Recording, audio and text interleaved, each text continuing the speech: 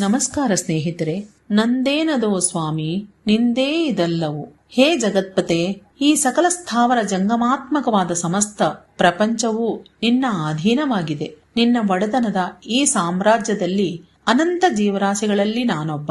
ಯತ್ ಕ್ವಚಿತ್ ನಿನ್ನ ಅನುಗ್ರಹದಿಂದ ನನಗೆ ಧನಪತಿ ಎನ್ನುವ ಶಬ್ದದಿಂದ ಸಕಲರು ಕರೆಯುತ್ತಾರೆ. ನಿನ್ನ ಅಂಕೆಯಲ್ಲಿ ಬರುವ ಅನೇಕ ಜೀವಿಗಳ ಮಧ್ಯೆ ನಾನೆಷ್ಟರವನು? ನಿನಗೆ ಸೇರಿರುವ ಹಣ ಸಂಪತ್ತು ಅದರ ರಕ್ಷಣೆಗಾಗಿ ನಾನಿರುವೆ ಹೊರತು ಆ ಧನವನ್ನು ನಿನಗೆ ಕೊಡಲು ಮತ್ತು ಕೊಡದೇ ಇರಲು ಸಹ ನನಗೆ ಅಧಿಕಾರ, ಸಾಮರ್ಥ್ಯ ಮತ್ತು ಶಕ್ತಿ ಇಲ್ಲ ಮತ್ತು ಇರುವುದೂ ಇಲ್ಲ.